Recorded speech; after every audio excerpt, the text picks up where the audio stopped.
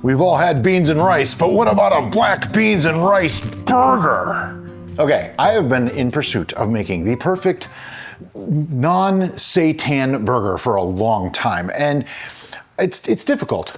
I've come up with a recipe that works really, really well, and it's really, really easy, and it was actually like a surprise. But anyway, set your oven to 350 degrees Fahrenheit before you get started. Then you're gonna need a baking tray, something like this, and a piece of parchment. Crumble it up, and then uncrumble it, and it lays mostly flat. It also gets all your frustrations out. Yes. Drain a can of black beans. We're using the no salt added variety. And dump your beans out onto the parchment. What we're going to do is dry them just a little bit.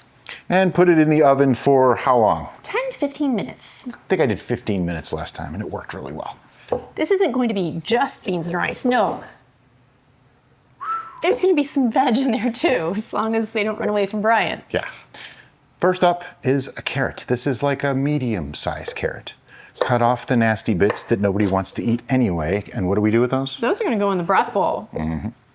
And I'm chopping this up pretty small because I want little teeny tiny pieces of carrot, not big honking chunks of carrot in my burger. And if it sounds weird to put carrots in a burger, they add a sweetness and they carry a little bit of moisture with them. So they're a good idea. They're a nice addition. The smaller you make the carrot, the better. You could run this through your food processor if you really want to. I think I've done that a couple times, but I don't always. Sometimes I like to just use a knife. And as long as you end up with the same number of fingers that you started with when you're done, you did it right. I'm pretty sure when I chop carrots up, I do it differently every single time. I don't think I have a set way to chop up carrots yet. You'd think after all these years of cooking that I would, right? All right, so there's our carrot.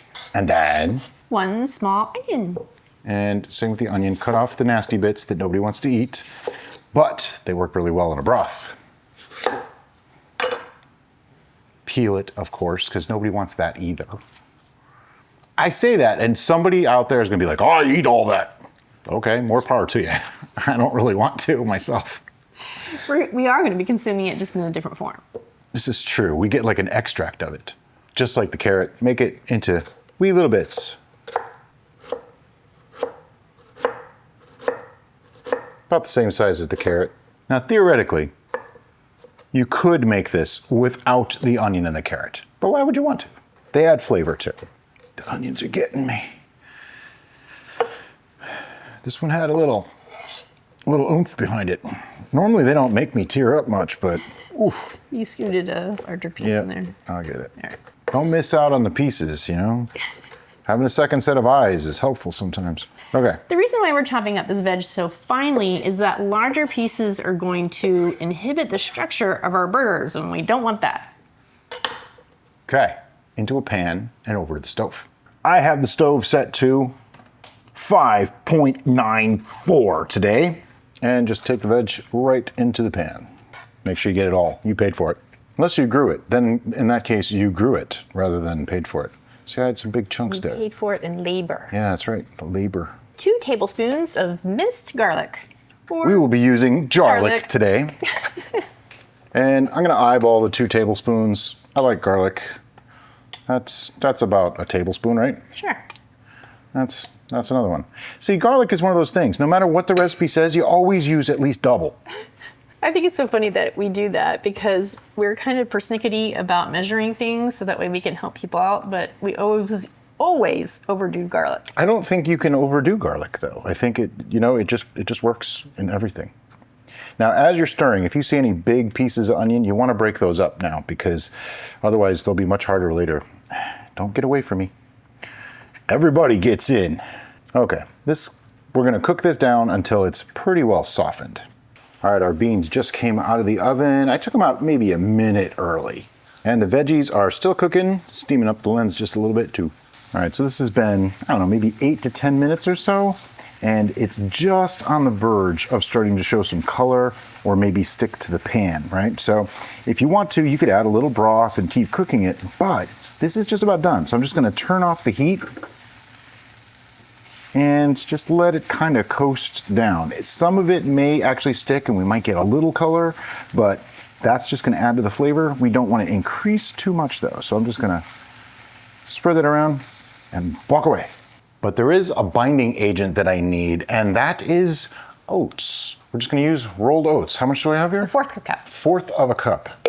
And I don't want them as whole oats. You could use them as whole oats. I like to use them as an oat flour. So I'm just gonna put them in my NutriBullet, but a spice grinder would work, your blender would work, whatever you got. You can even chop them real fine if you wanted to by hand. And I'm just gonna blitz this up into a powder.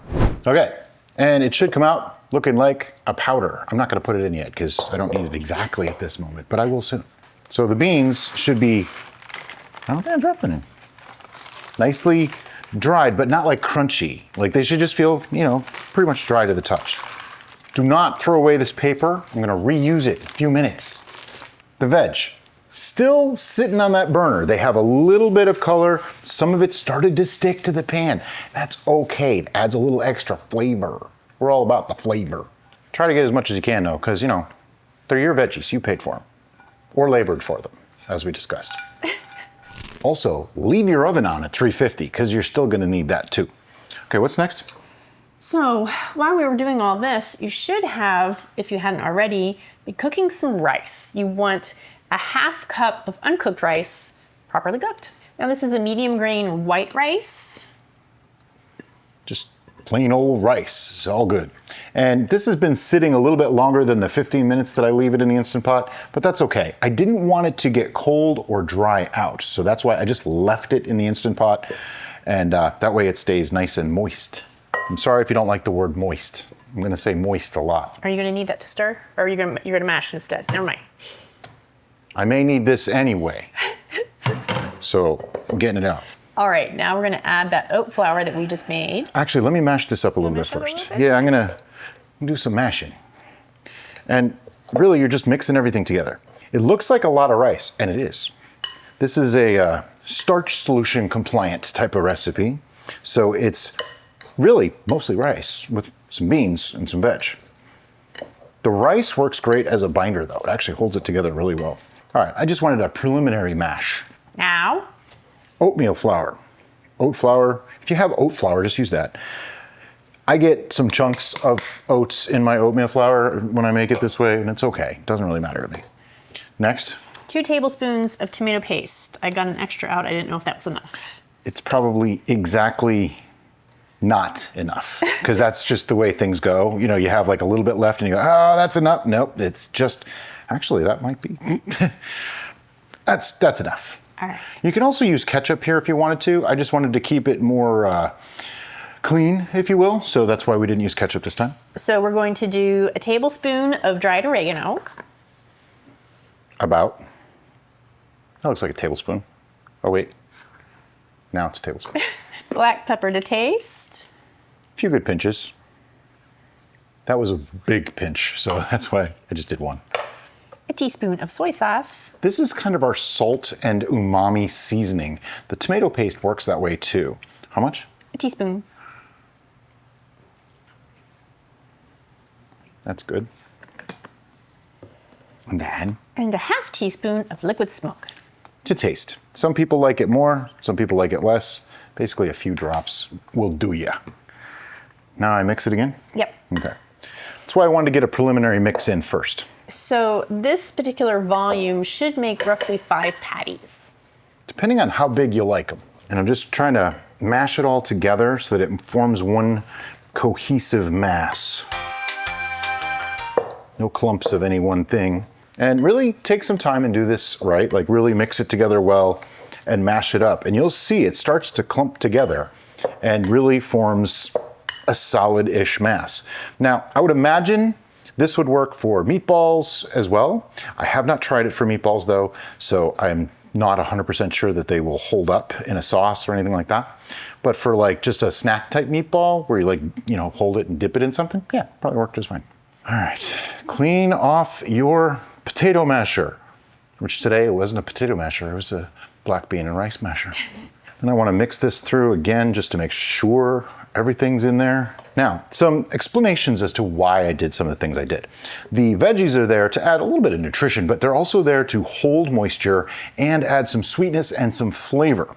So that's the garlic, the carrots, and the onion. The black beans are there to add more nutrition, some fiber, and a little bit of protein, plus they do add a nice earthy note to it. You could, in theory, use any beans you want, but I like black beans because they are very, very low in fat, and they have a pretty good protein count and fiber count. And then the rice is actually a binder, but it also holds a lot of moisture because these are gonna get baked. And when you bake something for a long time, they can sometimes dry out. So we didn't want that to happen. So the rice is there to do that. And now we have our finished mound of burger. Time to start shaping. When it comes to shaping, you want to remember the purpose that the burger is for. This is the bun we're going to put our burger on. So it's pretty big. That pretty much covers my whole palm. So I want the burger to be about that size. These don't shrink or grow during cooking. So you want to keep that in mind. So if you're working with a smaller bun, you might not need to make these quite so big. I am not one for those big, stupid 2-inch thick burgers. Just no, I don't want to do that. Also, I'm just dipping my fingers in a little bit of water here. So I'm just going to take a mass. There's some logistics to why you don't want your burger to be too thick. It's going to not cook evenly. The outside to get the inside the right consistency is going to be too dry, or the inside is going to be too not mushy, cooked if the outside is nice. Exactly. It's all about the ratio of bun to burger. You should have roughly 2 to 1. Double the bun as you have burger. So if you have a 2-inch thick burger, that means you need 4 inches of bun. That's a lot of bun. That's 6 inches high. I couldn't put that in my mouth. And I don't like them too thick. I don't like them too wide. I want it about 1/2 inch thick. That way they cook nicely. You get a nice little crust on the outside and the center is still nice, but they hold together so well. And if we look, that's about the right size. So there's one burger. Let me make up the rest of these. In this case, 5 is not right out. Makes 5 burger patties, all approximately equal in dignity. All right, now that we have our perfectly formed burger patties on the recycled parchment paper, I might add, back in the oven, 350 degrees for 15 minutes. Flip once, another 15 minutes. All right, timer's gone off. 15 minutes have gone by. And we're just gonna give these a quick flip. Now, they should remove from that paper really, really easily and hold together. They're still very soft, so be a little gentle if you can. I'm not super gentle, I'm just not. But they are holding together perfectly.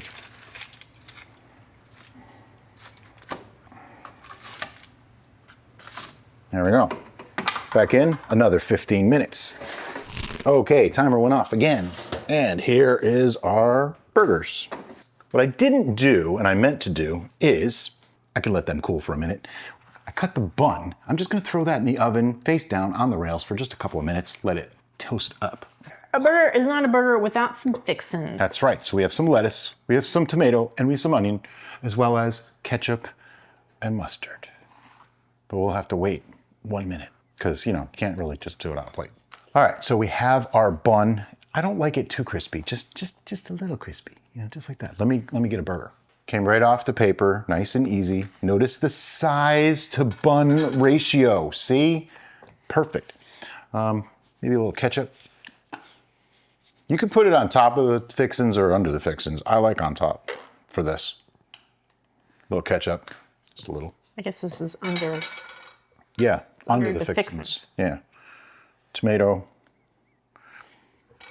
The most thinly sliced onion I could possibly do, because Derek is not a huge fan of raw onions. Actually, she is. Her body's not. Yes. And then iceberg lettuce. Now, iceberg lettuce gets a bad rap. I actually like iceberg lettuce because it's nice and crunchy, and I just like it. And now, could you please pass me the Grey Poupon? But of course. My favorite mustard is Grey Poupon and golden spicy brown. Whoa, it's been sitting out for a minute or two. Just gonna do a nice little globule of that on there. And then we have our burger.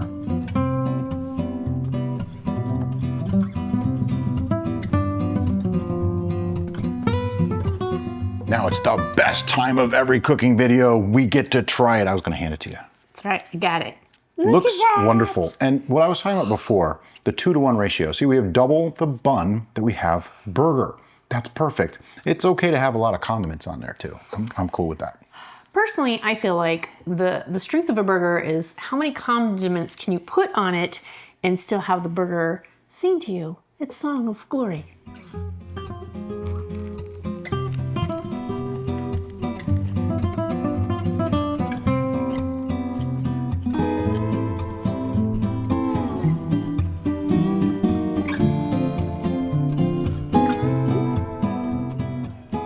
All right, flavor on it is actually quite nice.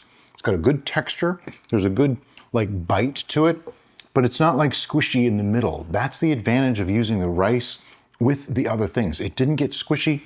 It has just a little tiny edge of crunch on the outside. So many more of our other attempts didn't have the right texture. And for me, the texture is key because with everything else going on, if you don't have that proper texture, then it's just gonna get lost anyway. Now, a true test of one of these types of burgers too is to eat it without anything else on it. In that case, this feels okay. It's not the greatest burger taste ever, but once you make it into a burger, oh, it's just fantastic. For me, a lover of moisture, there's that word again, I really feel like this burger needs a sauce. Yep. But that's okay for Ketchup. me. Because I'm gonna put a sauce, at least one type of sauce, maybe 2 sauces, 3 sauces, who knows, I'm gonna go crazy on my burger, so I don't really care. But it doesn't have that really drippy, juicy burger thing. No. But remember, there's very little fat in this, so Oh, yeah. how could I have it anyway? Let's talk storage options. Now that they've been cooked, you can put them into a plastic bag and you can store them in the freezer or in the fridge. In the fridge, I wouldn't go more than say a week. In the freezer, I mean, people say like a few months. I don't know what they're doing because my stuff doesn't go bad in the freezer after a couple of years. So feel free to store them in your freezer as long as you want to, but make these. These are awesome black bean and rice burgers. And as always, guys, thanks so much for watching. We'll see you next time on The Bistro.